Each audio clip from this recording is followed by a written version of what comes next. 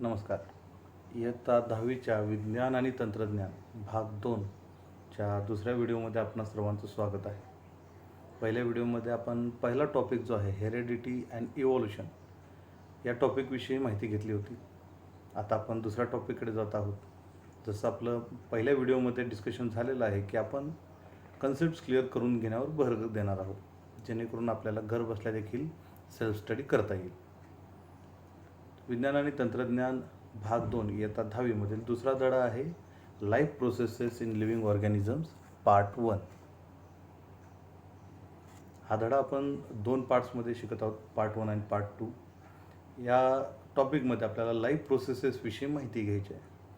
पहिल्या चॅप्टरमध्ये म्हणजे हा जो चॅप्टर आहे पार्ट 1, याच्यामध्ये आपण 2 बेसिक लाईफ प्रोसेसेसची माहिती घेणार आहोत.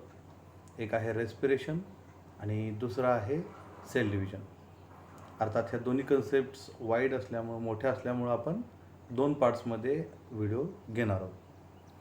पहिल्या पार्टमध्ये आपण जो रेस्पिरेशन पार्ट आहे त्या पार्टविषयी माहिती घेऊया. रेस्पिरेशन यापूर्वी आपल्याला ऑलरेडी माहिती आहे. आपण श्वास आणि उच्छ्वास, इनहेल आणि एक्झेल या दोन्ही गोष्टींमधून रेस्पिरेशन आतापर्यंत समजून घेतलेलं आहे. मात्र रेस्पिरेशन फक्त त्याच पातळीवर होत नाही, तर रेस्पिरेशन आणखी डीपमध्ये आपल्याला स्टडी या टॉपिकमध्ये या इयत्तेमध्ये करता येईल. रेस्पिरेशनचा पर्पज जर विचारात घेतला तर तो आहे एनर्जी प्रोडक्शन, एनर्जी प्राप्त करणे. आता हे एनर्जी प्राप्त करण्यापूर्वी आपल्या शरीरामध्ये असणाऱ्या सर्व लाईफ प्रोसेसेस ज्या आहेत त्या कोऑर्डिनेशनमध्ये काम करतात. जसे की स्क्रीनवर तुम्ही पाहताय, तर तुम्ही वाचन जरी केलं तरी तुमच्या लक्षात येईल की all organisms are performing their functions with various systems and organs. सर्व शरीरातील सिस्टीम्स आणि ऑर्गन्स एकत्र येऊन कोऑर्डिनेशन थ्रू आपलं शरीर चालवत असतात. आणि हे चालवण्यासाठी कंटिन्युअस एनर्जी गरजेची आहे. Continuous source of energy is needed. आपल्या शरीराला जी एनर्जी मिळते ती कार्बोहायड्रेट्स, लिपिड्स, फॅट्स यांच्या माध्यमातून आपल्याला मिळते, जे आपल्या शरीरातील प्रत्येक सेलमध्ये तयार होते. आणि सेलमध्ये पर्टिक्युलरली जर विचार केला तर मायटोकॉन्ड्रिया हा एनर्जी प्रोडक्शन करत असतो. त्याशिवाय आपण रेस्पिरेशन थ्रू जो ऑक्सिजन घेतो तो देखील इम्पॉर्टंट पार्ट एनर्जी प्रोडक्शनमध्ये करत असतो. आता हे एनर्जी प्रोडक्शन कोणत्या लेवलवर होतं, तर रेस्पिरेशन या प्रोसेसनी आपल्यामध्ये एनर्जी प्रोडक्शन होतं. रेस्पिरेशन हे 2 लेवलमध्ये घडून येतं. एक आहे बॉडी लेवल आणि दुसरे आहे सेल्युलर लेवल. बॉडी लेवलवर आपण पाहतो की ऑक्सिजन आणि कार्बन डायऑक्साईड हे आपण इनहेल आणि एक्झेल करतो, सराउंडिंग बरोबर त्याचं एक्सचेंजिंग करतो. तर दुसरे आहे cellular level.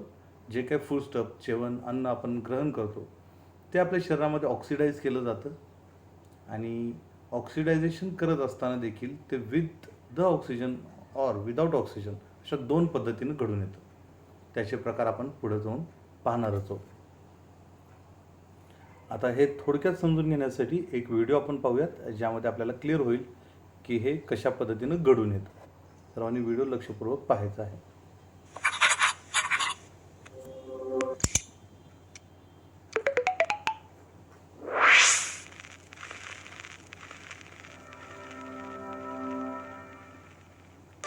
Respiration is just breathing, right? Wrong. Respiration is the chemical process that supplies the body with energy for all other life processes. Growth and repair of cells, muscle contraction, protein synthesis, sending nerve impulses, absorbing molecules in active transport, to name just a few. It happens in all living cells, not just animal cells, but also plant cells. There are 2 types of respiration: aerobic and anaerobic respiration. Aerobic means with air, and so needs oxygen, whereas anaerobic respiration doesn't need oxygen. Let's start by looking at aerobic respiration. Aerobic respiration releases energy in cells by breaking down food substances whilst in the presence of oxygen. It is represented by this simplified equation. But don't forget the energy which is released. Glucose is broken down by oxygen to release the byproducts of carbon dioxide and water. Energy is released, which is then used to make a special energy molecule called ATP. ATP is how energy is stored for later use by the body. Aerobic respiration happens all the time in all cells, usually in the mitochondria. Animals get the oxygen needed from the air through their ventilation systems. Plants get their oxygen from the air through the stomata. Do you remember how photosynthesis works? Compare these two equations. You can hopefully see that aerobic respiration works in the opposite way to photosynthesis. Plants produce their food by photosynthesis and then through respiration release energy from it. But don't be confused. Whilst plants do release oxygen as a byproduct of photosynthesis, they don't necessarily take in this oxygen for respiration. They just take in any oxygen from the air. Plants respire throughout the day and night, as do animals, but they only photosynthesize during the day, when there is light available. So this is how aerobic, or with air, respiration works. You just need to remember that glucose is broken down in the presence of oxygen to release carbon dioxide, water, and energy. In the next video, we will have a look at anaerobic respiration and how it differs.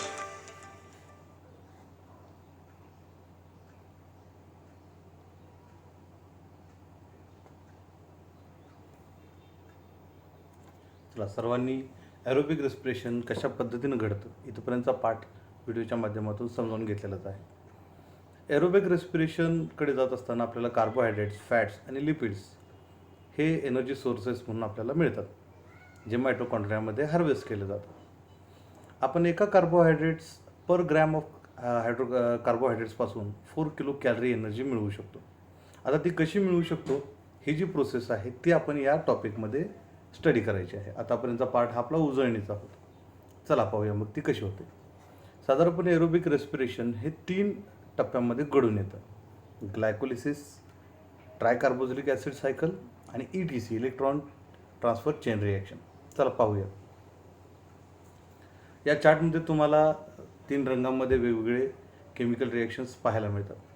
तर 3 टप्पे जे सांगितले तुम्हाला, त्यातला पहिला आहे glycolysis, दुसरा आहे क्रेब्स सायकल आणि तिसरा आहे ETC, electron transfer chain reaction. Glycolysis ही जी स्टेप आहे, या स्टेपला EMP पाथवे असं देखील म्हणतात. 3 सायंटिस्टनी याच्यावर संशोधन करून ही जी प्रोसेस आहे ही शोधून काढली होती. एम्बेडेन, मेयरहॉफ आणि पार्नस या सायंटिस्टच्या नावावरून त्यांना EMP पाथवे देखील म्हटलं जातं. आता या ग्लायकोलिसिसमध्ये होतं काय की आपण जे अन्न ग्रहण करतो त्याच्यातून जो ग्लुकोज आहे, चला पहिला आपण ग्लुकोज पाहूयात की तो कशा पद्धतीनं ऑक्सिडाईज केला जातो. तर ग्लायकोलिसिसमध्ये ग्लुकोजचं ऑक्सिडायझेशन घडून येतं, म्हणजे त्याचे पार्ट्स केले जातात. ते पार्ट्स होत असताना काही एन्झाईम्समध्ये त्याचं कन्व्हर्शन होतं. त्यातला पहिला एन्झाईम आहे NADH2, निकोटिनामाइड ॲडेनाईन डायन्यूक्लियोटाईड. NADH2 हा करन्सी आहे ग्लायकोलिसिसच्या थ्रू आपल्याला एनर्जी मिळवण्यासाठी. सेकंड जो पार्ट आहे तो आहे कार्बन डायऑक्साईड. हे 2 रिलीज होतात ग्लायकोलिसिसमध्ये. त्यानंतर वॉटर आणि ATP हे सर्व पेअर्समध्ये म्हणजे 2-2च्या संख्येनं ग्लुकोजमधून कन्वर्ट होऊन बाहेर पडतात. आणि लास्टली आहे पायरुविक ॲसिड. पायरुविक ॲसिडमध्ये ग्लुकोजचं कन्व्हर्शन झाल्यानंतर ग्लायकोलिसिसमध्येच या पायरुविक ॲसिडचं कन्व्हर्शन ॲसिटिल कोएन्झाईम A या नवीन एन्झाईममध्ये होतं. आता आपण काय बघितलं की ग्लुकोजचं conversion NADH2, CO2, pyruvic acid H2O आणि ATPमध्ये होतं. त्यानंतर पायरुविक ॲसिडचं कन्व्हर्शन पुन्हा ॲसिटिल कोएन्झाईम A मध्ये होतं. ही प्रोसेस पूर्ण घडून येते ग्लायकोलिसिसमध्ये. याच्यामध्ये आपण चित्रामध्ये आपण पाहू शकता की रेड कलरमध्ये जे दिलेलं आहे ते आहे ग्लायकोलिसिस प्रोसेस. दुसरी प्रोसेस आहे क्रेब्स सायकल.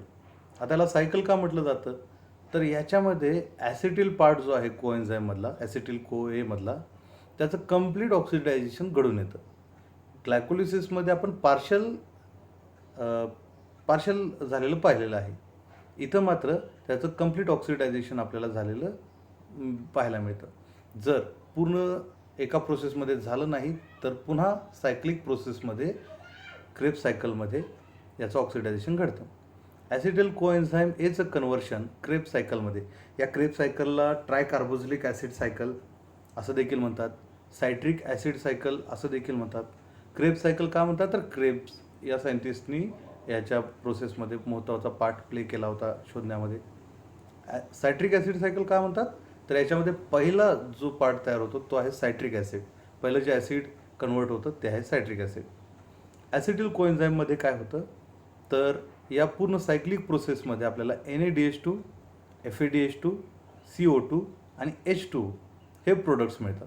आणि हे प्रोडक्ट सायक्लिक मेथडने मिळतात, म्हणजे जसं मिळत जातील तसे, आणि जर नाही मिळालं तर पुन्हा त्या प्रोसेसमध्ये अशा पद्धतीनं कंप्लीट ऑक्सिडायझेशन ॲसिटिल पार्टचं होईपर्यंत ही सायकल चालू असते. यातला NADH2 मगाशी आपण पाहिलेलंच आहे, निकोटिनामाइड ॲडेनाईन डायन्यूक्लियोटाईड. FADH2 आहे फ्लॅविन ॲडेनाईन डायन्यूक्लियोटाईड. CO2 आणि H2 आपल्याला ओळखीचेच आहेत. यानंतर तिसरी रिॲक्शन येते electron transfer chain reaction, ETC शॉर्टमध्ये आपण ज्याला म्हणतो. याच्यामध्ये ॲक्च्युअल NADH2, FADH2 या एन्झाईम्सचं ॲक्च्युअल एनर्जी करन्सीमध्ये रूपांतर होतं. एनर्जी करन्सी म्हणजे ATP, ॲडेनोसिन ट्रायफॉस्फेट. ATP तर आपण सर्वजण ओळखतोच. तर ATPमध्ये कन्व्हर्शन करायचं काम, या सर्व एन्झाईम्सना ATPमध्ये कन्वर्ट करायचं काम या ETCमध्ये होतं, इलेक्ट्रॉन ट्रान्सफर चेन रिॲक्शन. या ॲक्च्युअल प्रोसेसमध्ये काय होतं, तर इलेक्ट्रॉन्स जे आहेत ते एन्झाईम्समधून हळूहळू काढून घेतले जातात, आणि ज्याच्यामुळे नवनवीन प्रोडक्ट्स तयार होत राहतात, आणि फायनल ATP नावाचा प्रोडक्ट आपल्याला शिल्लक राहतो. तर NADH2 जो आहे याच्या एका मॉलिक्यूलपासून 3 ATP मॉलिक्यूल्स आपल्याला ETCमध्ये कन्वर्ट करून मिळतात. FADH2 पासून प्रत्येक मॉलिक्यूलपासून 2 ATP मॉलिक्यूल्स मिळतात, आणि याशिवाय याच्यामधून H2O म्हणजे पाणी रिलीज होतं. जर या पूर्ण प्रोसेसला जर बघितलं आपण, एरोबिक रेस्पिरेशनची ही पूर्ण जी प्रोसेस आहे 3 पायऱ्यांमध्ये मांडलेली, ग्लायकोलिसिस, क्रेब्स सायकल आणि ETC.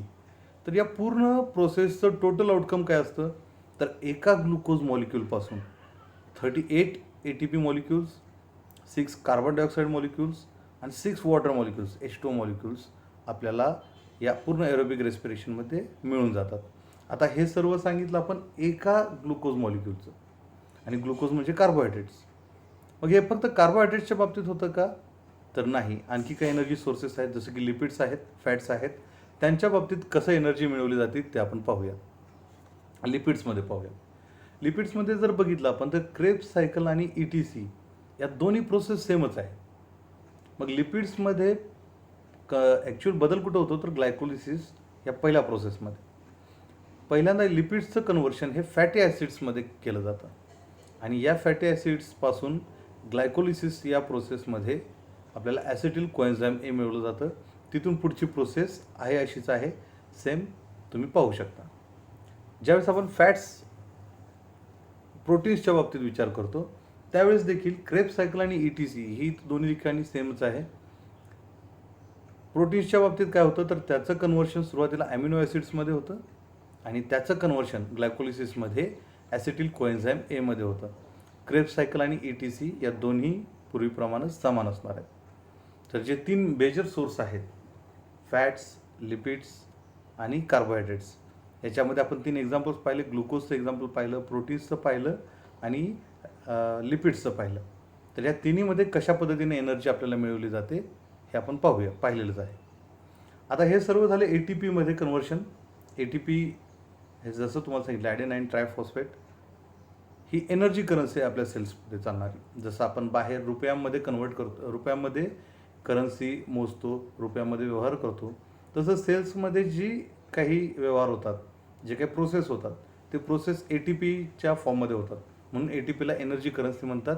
हे आपण 9वीमध्येच पाहिलेलं आहे.